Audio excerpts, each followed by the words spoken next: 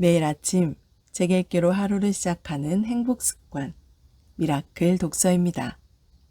오늘 함께 읽어볼 책은 메타버스가 만드는 가상 경제 시대가 온다. 최영욱 지음, 한스 미디어에서 펴낸 책입니다. 차례, 서문, 평평한 지구가 온다. 경계 없는 메타버스와 가상 경제의 시대. 1장, 메타버스는 둥글지 않다. 2장, 연결의 진화가 모든 것을 뒤바꾼다. 3장, 메타버스란 무엇인가? 4장, 한 번에 이해하는 메타버스의 역사. 5장, 메타버스를 향한 다양한 시도. 6장, 메타버스의 핵심 기술과 극복해야 할 숙제들.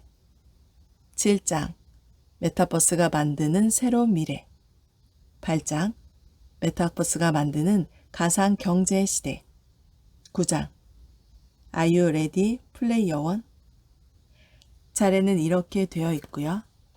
프롤로그부터 읽어보도록 하겠습니다. 평평한 지구가 온다. 경계 없는 메타버스와 가상 경제의 시대. 얼마 전 오큘러스 퀘스트에 에어링크를 지원한다는 페이스북의 발표가 있었다. 그때부터 나는 오매불망 소프트웨어 업데이트를 기다렸다.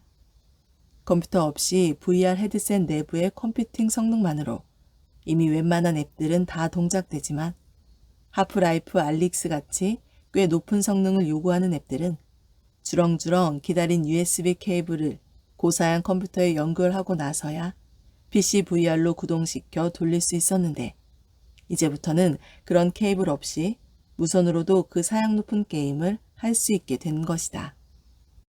게다가 120Hz의 디스플레이어와 물리적인 키보드가 가상현실 내에서 인식되는 인피니트 오피스까지 기다리기 힘든 새로운 기능들이 한꺼번에 쏟아져 얼리어답터인 내 마음을 설레게 했다. 아이폰이나 테슬라 전기차의 새로운 소프트웨어가 나왔을 때 기다렸던 그 마음과 비슷했다. 마침내 업데이트가 되고 난 뒤 이전에는 한 달에 한두 번 사용했던 VR 헤드셋을 일주일에도 몇 번씩 사용하고 있다. 수십 년간 기술의 발전과 혁신, 그리고 새로운 산업의 탄생을 지켜보면서 깨달은 것은 그런 변화의 변곡점에는 항상 묘한 기류가 느껴진다는 사실이다. 뭔가 새로운 것이 나타나 오래된 기득권이 무너지고 새로운 가치가 세워지고 새로운 플랫폼으로 사람들이 몰려가고 매일매일 습관적으로 하는 행위와 라이프 스타일이 달라지는 그 변곡점의 최전선에는 꽤 일찍부터 그 징조가 보였고 싹을 틔운 변화의 씨앗이 있었다.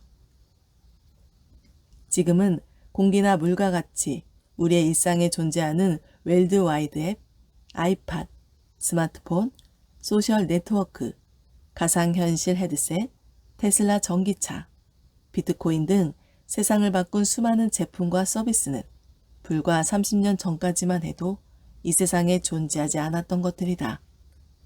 아니, 존재하지 않았던 것들로 우리는 알고 있다. 하지만 그 변화의 영향과 결과의 흐름은 거슬러 따라 올라가다 보면 그보다 훨씬 먼저부터 그 본질적인 동인과 시작점이 존재하고 있음을 비로소 깨닫게 된다.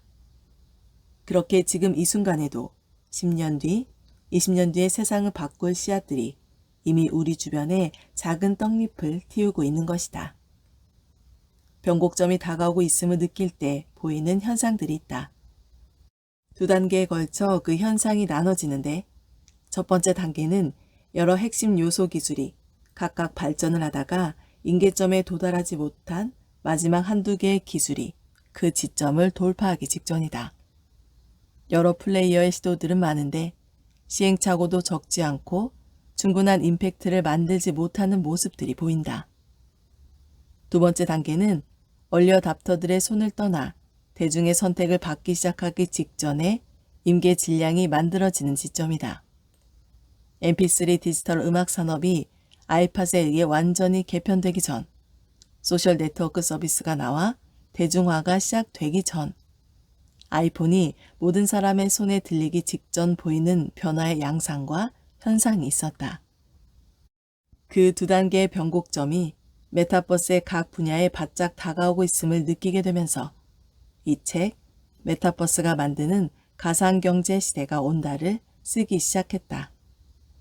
어떤 것은 첫 번째 단계에, 어떤 분야는 두 번째 단계에 다다르기 시작하면서 커다란 변화와 임팩트를 만들 또 다른 시대를 우리는 눈앞에 두고 있다. 개인적으로도 메타버스란 커다란 도메인에서 새로운 플랫폼 사업을 준비하고 있어 이 책을 쓰는 동안 산업의 전체 동향과 변화의 방향, 그리고 가치를 만들기 위한 핵심 요소들을 정리해 볼 수 있는 좋은 기회가 되었다.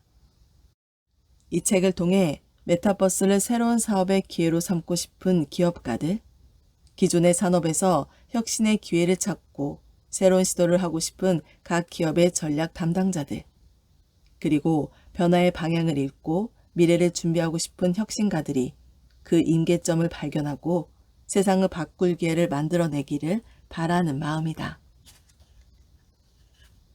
1장. 메타버스는 둥글지 않다. 누구에게나 무한한 기회가 주어지는 평평한 지구의 탄생. 걸리버가 특별한 나라로 여행을 다닌 이야기는 누구나 어린 시절 한 번쯤 읽었거나 들어봤을 것이다. 작은 난쟁이들이 사는 릴리퍼트, 커다란 거인의 나라 브로브링레그, 이 이야기는 만화나 그림책으로도 몇 번씩 본 기억이 난다. 해변에 표류했다가 정신을 차려보니 걸리버의 온몸이 밧줄로 바닥에 묶여 있었고 거기에 15cm 정도의 난쟁이들이 가득했던 장면은 얼마나 인상적이었는지 지금도 기억이 생생하다. 게다가 뒤늦게 알게 된 걸리버 여행기의 뒤편, 하늘에 떠있는 도시 라퓨타와 말들이 지배하는 도시 후이넘에 대한 이야기들은 격하게 사회를 풍자하고 있었다. 걸리버가 다닌 상상 속의 나라들은 너무 서로 달라 보이지만 인간을 중심으로 묘하게 연결되어 있다는 느낌을 받았다. 지금 우리는 현실 세계와 연결된 디지털로 만들어진 메타버스의 걸리버가 되어 여행을 다니는 것은 아닐까 하는 상상을 해본다. 소인국 릴리퍼트에서는 엄청난 힘을 가진 존재로 변하고 거인의 나라에서는 경이로운 대상들을 만나면 왜소한 존재로 작아지고 하늘의 도시에서는 상상하는 모든 것이 가능해지는 것처럼 우리는 가상세계 속에서 전지전능한 존재가 되기도 하고 우주와 대자연의 웅장함에 압도되기도 한다. 마음껏 날아다닐 수도 있고 전 세계에서 모인 독특한 아바타들과 밤새워 이야기를 나눌 수도 있다. 복잡하고 음침한 중세의 성 지하에서 보물을 찾고 친구들과 빌딩 숲을 뛰다니며 적들과 전투를 벌일 수도 있다. 벽돌을 가져다가 빌딩을 짓고 도시를 건설할 수도 있고 우주에서 몇백만 년을 이동하며 한 성계의 지도자가 될 수도 있다. 이 모든 것이 메타버스에서 가능한 일이며 현재 일어나고 있는 일들이다.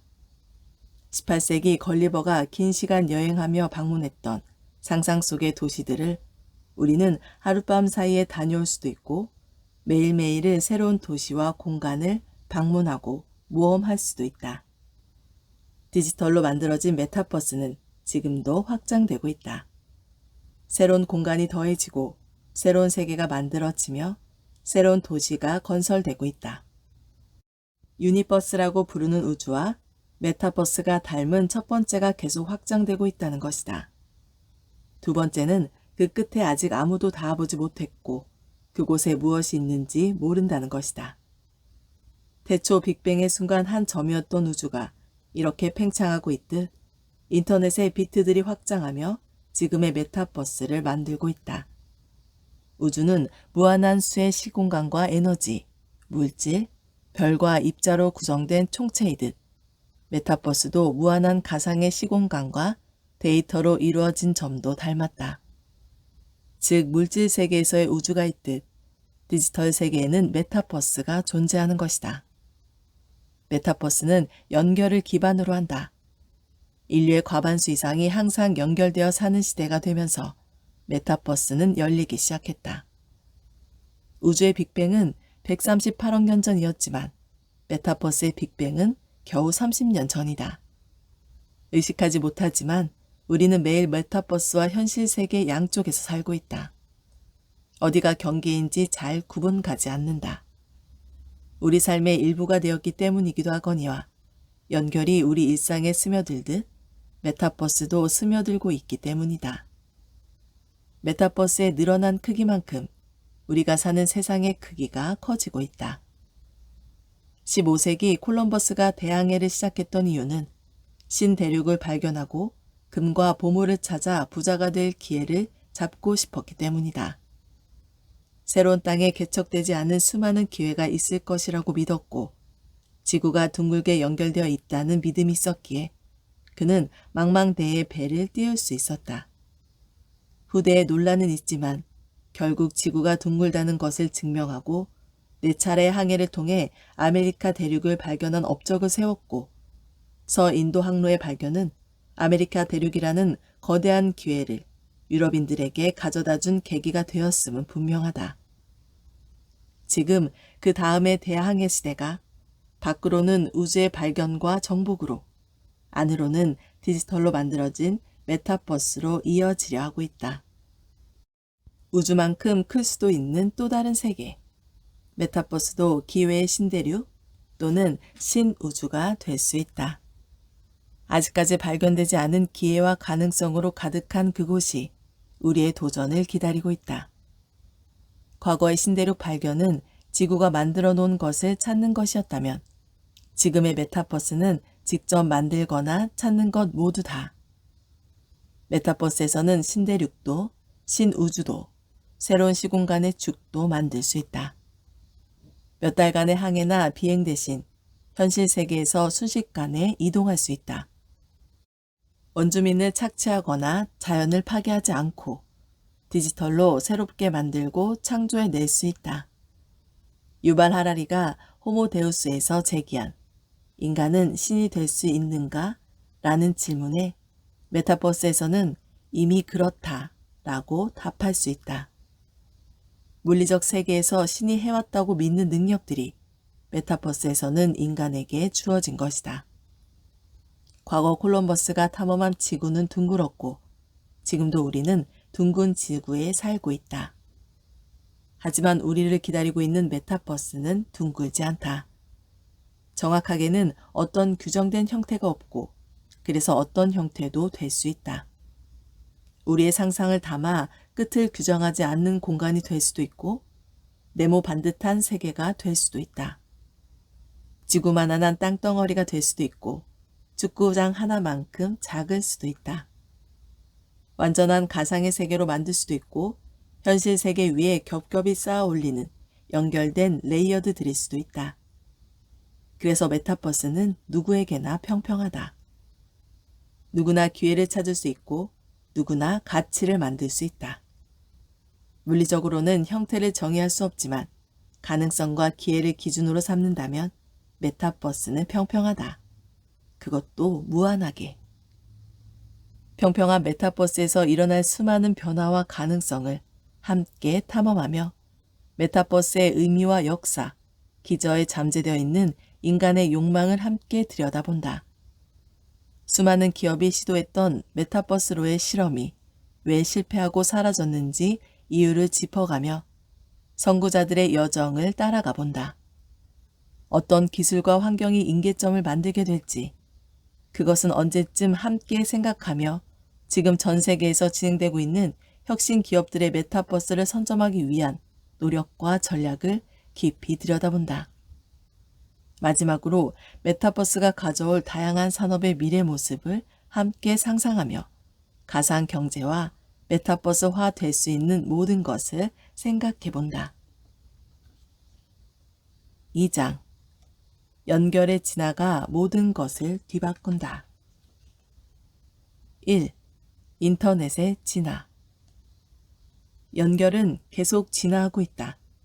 인터넷 이전에도 전신, 전화, 방송 같은 연결의 기술은 있었고 연결의 주도권을 쥔 플레이어들이 권력과 돈을 거머쥐었다. 정보를 누군가에게 줄 수 있는 것과 정보를 받을 수 있는 것은 모두 힘이다. 정보를 준다는 것은 지인 한 명에게 시장의 할인 상품의 정보를 주는 것부터 야구 경기의 결과를 전국의 팬에게 알려주는 것까지 범위와 타깃은 다양할 수 있다. 그래서 정보를 준다는 것은 원하는 정보를 통해 대중을 제어하거나 움직일 수 있는 권력이 될 수도 있으며, 정보를 받을 수 있다는 것은 역시 정보의 유효성에 따라서 정보를 이용해 재미나 이익을 얻을 수 있다는 관점에서 힘이 될 수 있다. 이렇게 정보를 주고받는 통로가 되기 위해 꼭 필요한 조건이 있는데, 이것이 연결성의 확보다. 오래전 인쇄 기술을 통해 확보된 연결성은 신문이나 인쇄 매체가 매스미디어로서의 힘을 발휘하게 했고 비약적으로 발전했다. 전기가 발명된 이후 대량 생산, 대량 소비라는 메가 트렌드를 이끈 매스 커뮤니케이션은 전파라는 연결성을 통해 매스미디어가 된다. 이렇게 연결성의 초기 형태는 인쇄 매체도 그랬고 전파의 송출도 그랬듯 단방향성이다. 공중파 방송은 매스 커뮤니케이션의 기본적인 형태로 전파를 통해 단방향으로 원하는 정보를 송출하는 방법이며 일방적으로 불특정 다수에게 다다를 수 있는 특징이 있었다. 이 기술을 바탕으로 매스미디어가 탄생하는데 가장 먼저 그 역할을 담당한 라디오는 5천만의 청취자에게 정보를 전달하는 데까지 38년이라는 시간이 걸렸고 TV를 통해 5천만의 시청자에게 닿을 때까지 13년이 걸렸다. 하지만 그 후에는 기하급수적으로 청취자와 시청자 수가 늘어났고 프로그램을 편성하거나 콘텐츠를 선택하고 원하는 광고를 원하는 시간대에 송출하면서 브로드캐스팅이라는 전송 기술은 오랫동안 공중파 방송들을 막강한 힘을 가진 미디어로 성장할 수 있는 동력을 제공한다. 하지만 여기서 연결성이라는 새로운 기술이 등장하는데 케이블의 출현이다. 케이블은 불특정 다수에게 브로드캐스팅 되던 정보를 특정 유저에게 타깃팅해 전달할 수 있는 채널의 연결을 만들고 사각지대 없는 안정된 품질 덕에 서서히 새를 불려나간다. 케이블을 기반으로 하는 미디어 산업이 공중파와 함께 다양한 컨텐츠와 채널, 네트워크 등 거대한 생태계를 만든다. 하지만 인터넷이 탄생하며 세상의 모든 법칙과 기준이 바뀐다. 쌍방향으로 더 넓게, 더 빠르게 연결되어 권력은 분산되기 시작한다. 오프라인에서 이뤄지던 많은 것이 온라인으로 대체되면서 아마존이 탄생하고 이베이가 탄생하고 구글이 탄생했다. 인터넷으로 축의 변환을 꾀한 플레이어들은 살아남았지만 그러지 못한 플레이어들은 역사의 뒤안길로 사라졌다. 연결은 크기와 방향을 가진다. 얼마나 많은 사람에게 연결될 수 있느냐, 일방적이냐 양방향성이냐에 따라 속성이 다르다. 디지털 미디어와 인터넷의 등장으로 데이터를 주고받을 수 있는 커뮤니케이션 매체로서 인터넷은 사람들의 공간과 시간의 제약을 극복했으며 이를 통해 엄청나게 많은 데이터가 생성되고 저장되며 교환될 수 있게 되었다. 기존의 오프라인에 존재하던 수많은 비즈니스를 인터넷이 대체했으며 다양한 형태의 디지털 미디어가 탄생했고 이는 다양한 디지털 기기에 의해서 생산되고 소비되고 있다. 디지털의 전송 비용, 저장 비용, 처리 비용이 한계 비용에 다다르면서 텍스트부터 음성, 사진, 비디오 등의 멀티미디어까지 생산과 소비에 더는 제약이란 존재하지 않는다. 신문, 공중파, 잡지, 음악, 게임, 영화, 출판 등 미디어의 모든 분야에서 제약의 기등권은 쇠퇴하고 기회비용은 더욱 낮아지는 현상이 연쇄적으로 관찰된다. 온라인이 거의 모든 것을 대체하면서 사람들의 삶에서 온라인을 빼놓고는 이야기할 수 없을 만큼 일부가 되어갔다. 연결된 인터넷은 개인에게도 힘과 능력을 분산해 이양했다. 역사상 가장 강력한 개인이 탄생하게 되었고 인터넷으로 이어진 가치와 실물 세계의 가치가 연결되기 시작했다. 2. 소셜 네트워크의 탄생.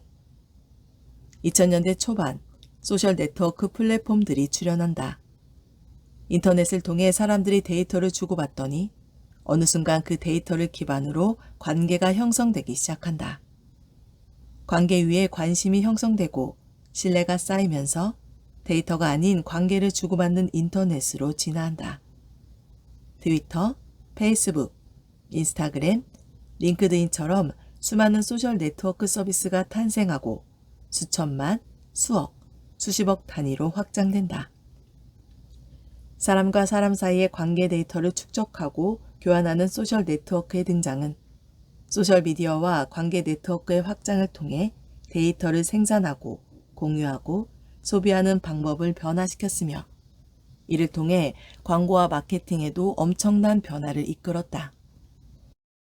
관계가 형성되고 관심사로 연결되면서 마케팅도 소셜에서, 고객을 만나기 위해서도 소셜을 통해, 비즈니스도 소셜을 기반으로 하기 시작했고 사람들이 소셜 네트워크를 통해 일상을 보내는 시간도 점점 늘어나고 있다. 3. 스마트폰으로 연결의 중심이 된 인류. 1980년대 PDA와 개인용 컴퓨터의 시대가 있었다. 처음으로 개인에게 디지털 도구가 주어진 시대가 개막된 것이었다. 1990년대를 넘어 2000년대 초까지 아주 많은 사람이 휴대폰을 사용하고 개인용 컴퓨터를 사용하는 전성기가 열리는데 이전과의 차이는 연결성의 여부이다. 단순한 디지털 도구를 넘어 연결성이 생긴 것이다.